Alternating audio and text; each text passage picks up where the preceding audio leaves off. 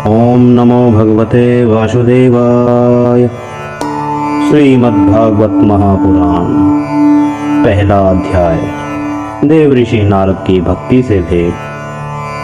सच्चिदानंद स्वरूप भगवान श्री कृष्ण को हम नमस्कार करते हैं, जो जगत की उत्पत्ति, स्थिति और विनाश के हेतु तथा आध्यात्मिक, अधिदैविक और अधिभौतिक तीनों प्रकार के तापों का नाश करने वाले हैं। जिस समय श्री सुखदेव जी का यज्ञोपवीत संस्कार भी नहीं हुआ था तथा लौकिक वैदिक कर्मों के अनुष्ठान का अवसर भी नहीं आया था, तभी उन्हीं के अकेले ही संन्यास लेने के लिए घर से जाते देखकर उनके पिता व्यास जी विरह से कातर होकर पुकारने लगे, बेटा बेटा, तुम कहाँ जा रहे हो? उस समय वृक्षों ने तन्मय होने के कारण श्री सुखदेव जी की ओर से उत्तर दिया था, ऐसे सर्वभूत हृदय स्वरूप श्री सुखदेव मुनि को मैं नमस्कार करता हूँ। एक बार भगवत कथा अमृत का रसवादन करने में कुशल मुनिवर सौनक जी ने नैमिषारण्य क्षेत्र में विराजमान महामती सूत जी को नमस्कार करके उनसे पूछा। सौनक जी बोले, सूत जी, आपका ज्ञान अज्ञान अंधकार को नष्ट करने के लिए करोड़ों सूर्यों के समान है। आप हमारे कानों के लिए रसायन अमृत स्वरूप सारगर्भित कथा कहिए। भक्ति, ज्ञान और वैराग्य से प्राप्त होने वाले महान विवेक की वृद्धि किस प्रकार होती है तथा वैष्णव लोग किस तरह इस माया मोह से अपना पीछा छुड़ाते हैं। इस घोर कली काल में जीव प्रायः आसुरी स्वभाव के हो गए हैं। विविध क्लेशों से आक्रांत इन जीवों को शुद्ध बनाने का सर्वश्रेष्ठ उपाय क्या है? सूत जी, आप हमें कोई ऐसा शाश्वत साधन बताइए जो सबके अधिक कल्याणकारी तथा पवित्र करने वाले में पवित्र हो तथा जो भगवान श्री कृष्ण की प्राप्ति करा दे। चिंतामणि केवल लौकिक सुख दे सकती है और कल्पवृक्ष अधिक से अधिक स्वर्गीय संपत्ति दे सकता है, परंतु गुरुदेव प्रसन्न होकर भगवान का योगी दुर्लभ नित्य वैकुंठ धाम दे देते हैं। सूत जी ने कहा, सौनक जी, तुम्हारे हृदय में भगवान का प्रेम है, इसलिए मैं विचार कर तुम्हें संपूर्ण सिद्धांतों का निष्कर्ष सुनाता हूँ, जो जन्म मृत्यु के भय का नाश कर देता है, जो भक्ति के प्रवाह को बढ़ाता है और भगवान श्री कृष्ण की प्रसन्नता का प्रधान कारण है। मैं तुम्हें वह साधन बतलाता हूँ, उसे सावधान होकर सुनो। श्री सुखदेव जी ने कलयुग में जीवों के काल रूपी सर्प के मुख का ग्रास होने के त्रास का आत्यंतिक नाश करने के लिए श्रीमद् भागवत शास्त्र का प्रवचन किया। मन की शुद्धि के लिए इससे बढ़कर कोई साधन नहीं। जब मनुष्य के जन्म जन्मांतर का पुण्य उदय होता है, तभी से इस भागवत शास्त्र की प्राप्ति होती है। जब सुखदेव जी राजा परीक्षित को यह कथा सुनाने के लिए सभा में विराजमान हुए, तब देवता लोग उनके पास अमृत का कलश लेकर आए। देवता अपना काम बनाने में बड़े कुशल होते हैं, अतः यहाँ भी सबने सुखदेव मुनि को नमस्कार करके कहा, आप यह अमृत लेकर बदले में हमें कथा अमृत का दान कीजिए। इस प्रकार परस्पर विनिमय अदला बदली हो जाने पर राजा परीक्षित अमृत का पान करे और हम सब श्रीमद् भागवत रूप अमृत का पान करेंगे। इस संसार में कहाँ काच और कहाँ महामूल्य मणि तथा कहाँ सुधा और कहाँ कथा। श्री सुखदेव जी ने यह सोचकर उस समय देवताओं की हंसी उड़ा दी। उन्हें भक्ति सुनने कथा अनधिकारी जानकर कथा अमृत का दान नहीं किया। इस प्रकार श्रीमद् भागवत की कथा देवताओं को भी दुर्लभ है।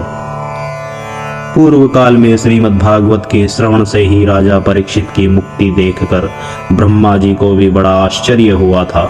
उन्होंने सत्यलोक में तराजू बांधकर सब साधनों को तोला। अन्य सभी साधन तोल में हल्के पड़ गए। अपने महत्व के कारण भागवत ही सबसे भारी रहा। यह देखकर सभी ऋषियों को बड़ा विस्मय हुआ। उन्होंने कलयुग में इस भगवत दुर्ग भागवत शास्त्र को ही पढ़ने सुनने से तत्काल मोक्ष देने वाला निश्चय किया। सप्ताह विधि से श्रवण करने पर यह निश्चय भक्ति प्रदान करता है। पूर्व काल में इसे दयापरायण सनकादि ने देवर्षि नारद को सुनाया था। यद्यपि देवर्षि ने पहले ब्रह्मा जी के मुख से इसे श्रवण किया था, तथापि सप्ताह श्रवण की विधि तो उन्हें सनकादि ने ही बताई थी। शौनक जी ने पूछा, सांसारिक प्रपंच से मुक्त एवं विचरणशील नारद जी का सनकादि के साथ संयोग कहाँ हुआ और विधि विधान के स्मरण में उनकी प्रीति कैसे हुई? सूत जी ने कहा, अब मैं तुम्हें वह भक्ति पूर्ण कथानक सुनाता हूँ जो श्री सुखदेव जी ने मुझे अपना अनन्य शिष्य जानकर एकांत में सुनाया था। एक दिन विशालापुरी में वे चारों निर्मल ऋषि सत्संग के लिए आए। वहां उन्होंने नारद जी को देखा। सनकादि ने पूछा, ब्राह्मण, आपका मुख उदास क्यों हो रहा है? आप चिंतातुर कैसे हैं? इतनी जल्दी जल्दी आप कहाँ जा रहे हैं और आपका आगमन कहाँ से हो रहा है? इस समय तो आप उस पुरुष के समान व्याकुल जान पड़ते हैं जिसका सारा धन लुट गया हो। आप जैसे आसक्ति रहित पुरुषों के लिए यह उचित नहीं। इसका कारण बताइए। नारद जी ने कहा, मैं सर्वोत्तम लोक समझकर पृथ्वी में आया था। यहाँ पुष्कर, प्रयाग, काशी, गोदावरी, नासिक, श्री हरिद्वार, कुरुक्षेत्र, श्रीरंग और सेतुबंध आदि कई तीर्थों में मैं इधर उधर विचर रहा, किंतु मुझे कहीं भी मन को संतोष देने वाली शांति नहीं मिली। इस समय अधर्म के सहायक कली युग ने सारी पृथ्वी को पीड़ित कर रखा है।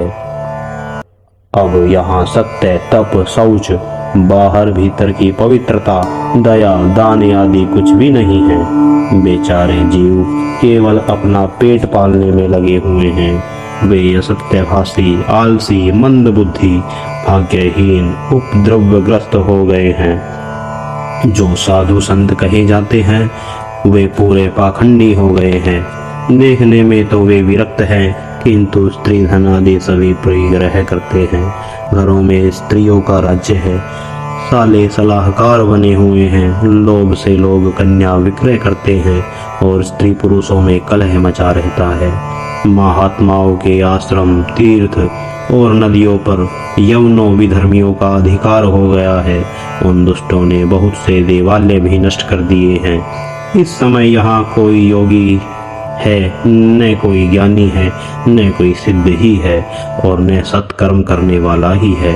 सारे साधन इस समय कली रूप दावानल से जलकर भस्म हो गए हैं। इस कली युग में सभी देववासी बाजारों में अन्न बेचने लगे हैं। ब्राह्मण लोग पैसा लेकर वेद पढ़ाते हैं और स्त्रियां वेश्यावृत्ति से निर्वाह करने लगी है। इस तरह कलयुग के दोष देखता और पृथ्वी पर विचरता हुआ यमुना जी के तट पर पहुंचा, जहां भगवान श्री कृष्ण की अनेकों लीलाएं हो चुकी है। मुनिवरों, सुनिए, वहां मैंने एक बड़ा आश्चर्य देखा। वहां एक युवती स्त्री खिन्न मन से बैठी थी। उसके पास दो वृद्ध पुरुष अचेत अवस्था में पड़े जोर जोर से सांस ले रहे थे। वह तरुणी उनकी सेवा करती और कभी उन्हें चेत कराने का प्रयत्न करती और कभी उनके आगे रोने लगती थी। वह अपने शरीर के रक्षक परमात्मा को दसों दिशाओं में देख रही थी। उसके चारों ओर सैकड़ों स्त्रियां उसे पंखा झल रही थी और बार बार समझाती जाती थी। दूर से यह सब चरित्र देखकर मैं कुतूहलवश उसके पास चला गया। मुझे देखकर वह युवती खड़ी हो गई और बड़ी व्याकुल होकर कहने लगी। युवती ने कहा, अजी महात्मा जी, क्षण भर ठहर जाइए और मेरी चिंता को भी नष्ट कर दीजिए। आपका दर्शन तो संस्कार के सभी पापों को सर्वथा नष्ट कर देने वाला है। आपके वचनों से मेरे दुख की भी बहुत कुछ शांति हो जाएगी। मनुष्य का जब बड़ा भाग्य होता है तभी आपके दर्शन करते हैं। नारद जी कहते हैं, तब मैंने उस स्त्री से पूछा, देवी तुम कौन हो? ये दोनों पुरुष तुम्हारे क्या होते हैं और तुम्हारे पास ये कमल नयनी देवियां कौन है? तुम हमें विस्तार से अपने दुख का कारण बताइए। युवती ने कहा, मेरा नाम भक्ति है। ये ज्ञान और वैराग्य नामक मेरे पुत्र है। समय के फेर से ही ये ऐसे जर्जर हो गए हैं। ये देवियाँ, गंगा जी आदि नदियाँ है, ये सब मेरी सेवा करने के लिए ही आई है। इस प्रकार साक्षात देवियों के द्वारा सेवित होने पर मुझे सुख और शांति नहीं है। तपोधन, अब ध्यान देकर मेरा वृत्तांत सुनिए। मेरी कथा वैसे तो प्रसिद्ध है, फिर भी उसे सुनकर आप मुझे शांति प्रदान करें। मैं द्रविड़ देश में उत्पन्न हुई, कर्नाटक में बड़ी, कहीं कहीं महाराष्ट्र में सम्मानित हुई, किंतु गुजरात में मुझको बुढ़ापे आने आ घेरा। वहाँ घोर कलयुग के प्रभाव से पाखंडियों ने मुझे अंग भंग कर दिया। चिरकाल तक यह अवस्था रहने के कारण मैं अपने पुत्रों के साथ दुर्बल और निस्तेज हो गई। अब जब से मैं वृंदावन आई, सबने पुनः परम सुंदरी स्वरूप युवती नवयुवती हो गई हूँ, किंतु सामने पड़े हुए ये दोनों मेरे पुत्र थके मांदे दुखी हो रहे हैं। अब मैं यह स्थान छोड़कर अन्यत्र जाना चाहती हूँ। ये दोनों बूढ़े हो गए हैं, इसी दुख से मैं दुखी हूँ। मैं तरुणी क्यों और ये दोनों मेरे पुत्र बूढ़े क्यों? हम तीनों साथ साथ रहने वाले हैं, फिर यह विपरीतता क्यों? होना तो यह चाहिए कि माता बूढ़ी हो और पुत्र तरुण। इससे मैं आश्चर्यचकित चित्त से अपनी इस अवस्था पर शोक करती हूँ। आप परम बुद्धिमान एवं योग निधि हैं, इसका क्या कारण हो सकता है? कृपा करके बताइए। नारद जी ने कहा, साध्वी, मैं अपने हृदय में ज्ञान दृष्टि से तुम्हारे संपूर्ण दुख का कारण देखता हूँ। तुम्हें विषाद नहीं करना चाहिए, श्री हरि तुम्हारा कल्याण करेंगे। सूत जी कहते हैं, मुनिवर, नारद जी ने एक क्षण में ही उसका कारण जानकर कहा। नारद जी ने कहा, देवी, सावधान होकर सुनो, यह दारुण कलयुग है। इसी से इस समय सदाचार, योग मार्ग और तप आदि सभी लुप्त हो गए हैं। लोग सठता और दुष्कर्म में लगकर अघासुर बन रहे हैं। संसार में जहाँ देखो वहीं सत्पुरुष दुख से मलान है और दुष्ट सुखी हो रहे हैं। इस समय जिस बुद्धिमान पुरुष का धैर्य बना रहे वही बड़ा ज्ञानी या पंडित है। पृथ्वी क्रमशः प्रति वर्ष शेष जी के लिए भार रूप होती जा रही है। अब यह छूने योग्य तो क्या देखने योग्य भी नहीं रह गई है और न इसमें कहीं मंगल ही दिखाई देता है। अब किसी को पुत्रों के साथ तुम्हारा दर्शन भी नहीं होता। विषयानुराग के कारण अंधे बने हुए जीवों से उपेक्षित होकर तुम जर्जर हो रही थी। वृंदावन के संयोग से तुम फिर नवीन तरुणी हो गई हो। अतः यह वृंदावन धाम धन्य है, जहाँ भक्ति सर्वत्र नृत्य कर रही है। परंतु तुम्हारे इन दोनों पुत्रों का यहाँ कोई ग्राहक नहीं है, इसलिए इनका बुढ़ापा नहीं छूट रहा है। यहाँ इनको कुछ आत्म सुख की प्राप्ति होने के कारण ये सोते से जान पड़ते हैं। भक्ति ने कहा, राजा परीक्षित ने इस पापी कलयुग को क्यों रहने दिया? इसके आते ही सब वस्तुओं का सार न जाने कहाँ चला गया। करुणामय श्री हरि से भी यह अधर्म कैसे देखा जाता है?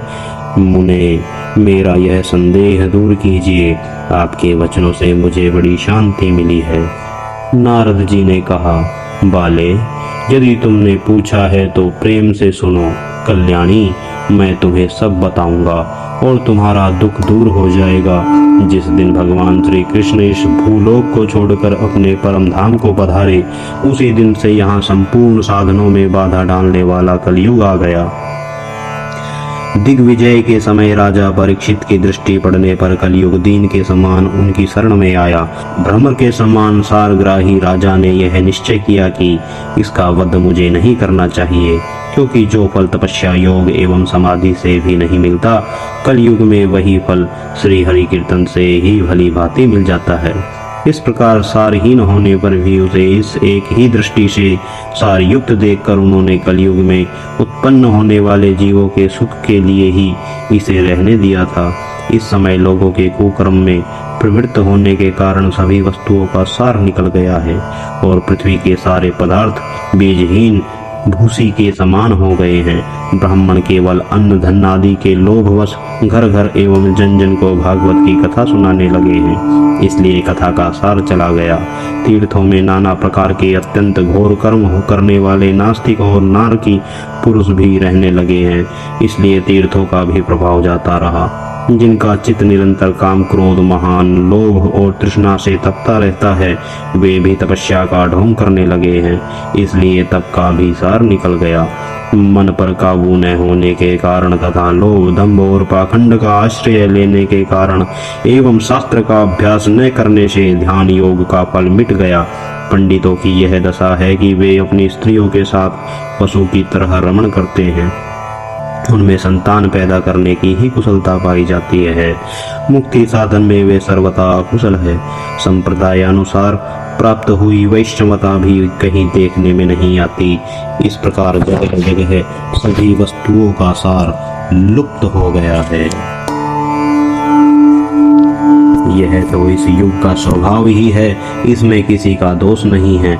इसी से पुंडरीकाक्ष भगवान बहुत समीप रहते हुए भी यह सब सह रहे हैं। सूत जी कहते हैं, सौनक जी, इस प्रकार देवर्षि नारद के वचन सुनकर भक्ति को बड़ा आश्चर्य हुआ।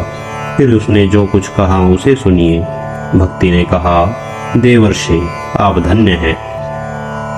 मेरा बड़ा सौभाग्य था जो आपका समागम हुआ।